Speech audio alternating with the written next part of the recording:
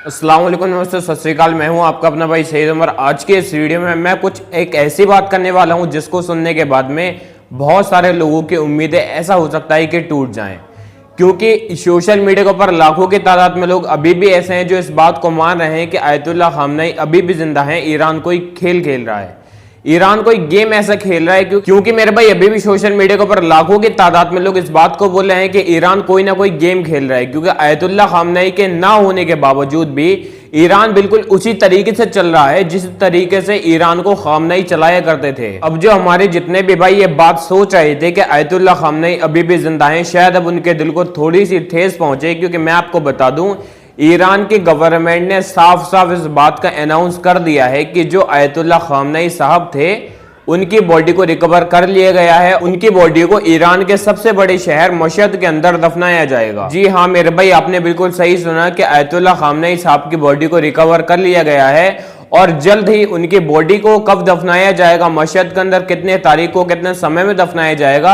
इस चीज की डेट भी अभी आने वाली है। और मैं आपको एक बात बताना चाहता हूं, अभी उनका दफना नहीं हुआ है। मशहद ईरान का सबसे बड़ा शहर है जो उत्तर पूर्व में अफगान बॉर्डर के करीब पड़ता है। और IRGC के तमाम लीडरों की तरफ से हमारे सामने बड़ी खबर आ रही है कि इनकी जो विदाई है, इनका जो दफीना है, उसकी डेट, उसकी तारीख जल्दी रखी जाएगी। और मैं आपको एक और चीज बताना चाहता हूं, इनकी अंतिम विदाई से पहले जो तेहरान के अंदर IRGC का एक बड़ा हेडक्वार्टर है, उनके अंदर इनके लिए एक अंतिम समारोह भी रखा जाएगा।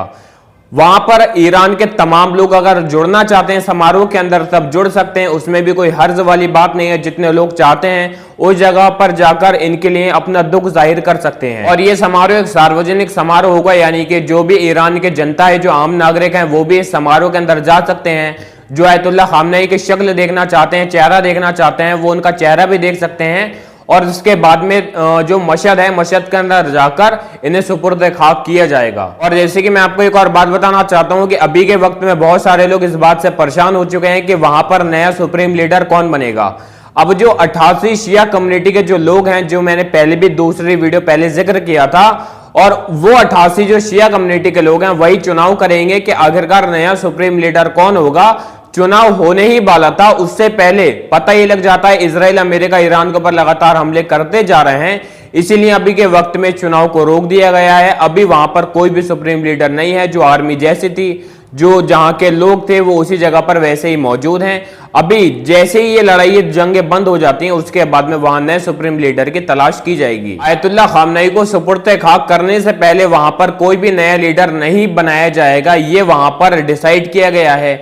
यही फैसला हुआ है कि जब तक आयतुल्लाह खामनेई साहब का जो दफना है वो नहीं हो पाता है, उससे पहले वहां पर कोई भी नया सुप्रीम लीडर नहीं बनेगा। यही वहां के असेंबली की तरफ से अप्रूव्ड हुआ है। और अभी बीच में एक लगातार बहुत बड़ी खबर फैल रही थी, जो कि एक झूठी खबर थी। उसमें फैलाया ये जा रहा था कि जो आयतुल्लाह खामनेई साहब के बेटे हैं वो वहां के नए सुप्रीम लीडर बन चुके हैं। ये खबर इजराइल की तरफ से लगातार फैलाई जा रही थी, लेकिन मैं आपको बताना चाहता हूं, और यह भी बोला जा रहा था कि IRGC ने अपने सपोर्ट के चक्कर में उनके ऊपर प्रेशर बनाकर उन्हें जबरदस्ती वहां का नया सुप्रीम लीडर बनाया है। लेकिन मैं आपको साफ सीधी खबर बताना चाहता हूं, जब तक आयतुल्लाह खामनेई साहब को सुपुर्द खाक नहीं किया जाता है, उससे पहले वहां पर कोई भी नया सुप्रीम लीडर नहीं बनाया जाएगा। ये बात वहां के 88 शिया कम्युनिटी के लोगों ने अप्रूव करी है, वहां के असेंबली ने अप्रूव करी है। अब मैं आता हूं मेन टॉपिक की तरफ, और तमाम लाखों लोगों के चल रहे दिमाग में एक सवाल को लेकर। अभी मैं आपको बताना चाहता हूं, सभी लोग ये बोल रहे हैं कि आयतुल्लाह खामनेई साहब की मौत हो गई। तमाम जो बड़े बड़े नेता थे, जो बड़े बड़े उनके साथ में कमांडर रहते थे, जो इस मिशन को चला रहे थे, उनकी भी मौत हो गई। तो उसके बावजूद ईरान अभी तक इन तमाम इजराइल अमेरिका के ऊपर हमले करता जा रहा है। जो भी उसके मिशन चले तो उन मिशन को बरकरार रखा हुआ है। तो आखिरकार इन सवालों का जवाब ईरान ने अपनी तरफ से खुद दे दिया है। ईरान के रक्षा मंत्रालय की तरफ से हमारे सामने खबर ये आ रही है, उन्होंने ये बोला है कि हम लोगों ने पहले से ही सारी प्लानिंग कर रखी थी। हमें पता था, आयतुल्लाह खामनेई साहब के सामने ही ये बात हो चुकी थी कि अगर कोई शख्स अपने पद से मर जाता है, अगर कोई अध्यक्ष बना है और वो मर जाता है, तो उसके लिए पहले से ही हमने एक पद के लिए 3 लोग तैयार कर रखे हैं। यानी कि एक पद के लिए हमने पहले से 3 नामों को सिलेक्ट कर रखा है। मान लीजिए आयतुल्लाह खामनेई साहब मर गए, तो जो 3 लोग अलग खड़े हैं उनमें से एक आकर आयतुल्लाह खामनेई साहब की सीट पर बैठ जाएगा। जब वो मर जाएगा तो उसके बाद में दूसरा आकर बैठ जाएगा, जब वो भी मर जाएगा तब तीसरा आकर बैठ जाएगा। इस तरीके से अभी भी ईरान लगातार इजराइल अमेरिका को बुरी मार दे रहा है। इजराइल अमेरिका के दिमाग में सिर्फ एक ही बात चल रही थी कि जितने भी जैसे आयतुल्लाह खामनेई हो गए, बड़े बड़े लीडर हो गए, बड़े बड़े कमांडर हो गए, अगर हम इनको मार देते हैं तो वहां पर उन्हें चलाने वाला कोई होगा नहीं, देश को चलाने वाला कोई होगा नहीं, किसी के ऊपर सही से हमला कर नहीं पाएंगे, उसके बाद में उस जगह पर सत्ता परिवर्तन हो जाएगा। लेकिन मैं आपको एक बात बताना चाहता हूं, ईरान बिल्कुल ही सब कुछ सही से चला रहा है। ईरान ने पहले ही अपने दिमाग में इस बात को डाल रखा था कि अगर मेरी मौत हो जाती है, आयतुल्लाह खामनेई साहब की मौत हो जाती है, बड़े बड़े कमांडर की मौत हो जाती है, तो इस देश को कैसे चलाना है, कैसे हमें दुश्मनों का सामना करना है, इस बात को सोचते हुए पहले से ही सारी प्लानिंग करवा कर गए थे आयतुल्लाह खामनेई साहब। और अभी हमारे सामने बड़ी खबर ये आ रही है कि सऊदी अरब के अंदर एक स्टेशन बना हुआ था, सीक्रेट अमेरिका के जो सीक्रेट एजेंट हैं CIA, उनका एक स्टेशन बना हुआ था, एक मान सकते हैं रूम बना हुआ था। उस जगह पर ईरान ने अपने 2 ड्रोन के साथ में हमला करके उसको पूरी तरीके से खत्म कर दिया। यानी कि आप अंदाजा लगाकर देखिए, सऊदी अरब के अंदर अमेरिका की सीक्रेट एजेंसी CIA का एक स्टेशन बना हुआ था, उस जगह पर ड्रोन से हमला करके उस पूरे स्टेशन को खत्म कर दिया जाता है। इस चीज के बारे में अभी पूरी जानकारी नहीं मिली है, लेकिन हाँ इतना पता है कि उस जगह पर हमला हुआ है।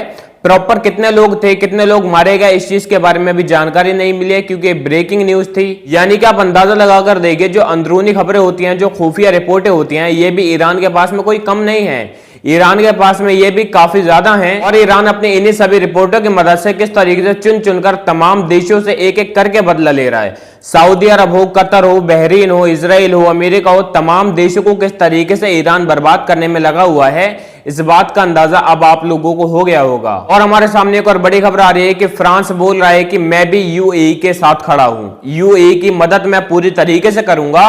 और मैं आपको एक और बात बताना चाहता हूं, ये जो UAE है, ईरान अगर UAE के ऊपर हमला करेगा तो फ्रांस अब उनके साथ में खड़ा होगा, क्योंकि फ्रांस का जो एक स्टेशन कह सकते हैं, फ्रांस का जो एक बेस बना हुआ है, एयर बेस, वो UAE के अंदर बना हुआ है।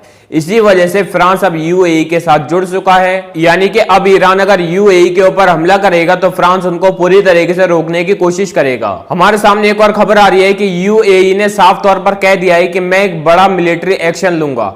अब आप खुद अंदाजा लगा सकते हैं कि UAE कितना बड़ा मिलिट्री एक्शन ले सकता है ईरान के खिलाफ। ऐसा हो सकता है कि फ्रांस और तमाम देशों के साथ मिलकर ये कोई बड़ा मिलिट्री रिएक्शन हमें देखने को मिले, लेकिन मेरे हिसाब से इतनी हिम्मत इन देशों के अंदर है नहीं, UAE या फिर फ्रांस के अंदर, कि ये ईरान के ऊपर जरा सा भी मिलिट्री एक्शन देखने को मिले। और मैं आपको एक और खबर बताना चाहता हूं, जो पाकिस्तान है वो ईरान को धमकी देते हुए इस बात को बोला है कि आप किसी भी वजह से सऊदी अरब के ऊपर हमला नहीं करेंगे।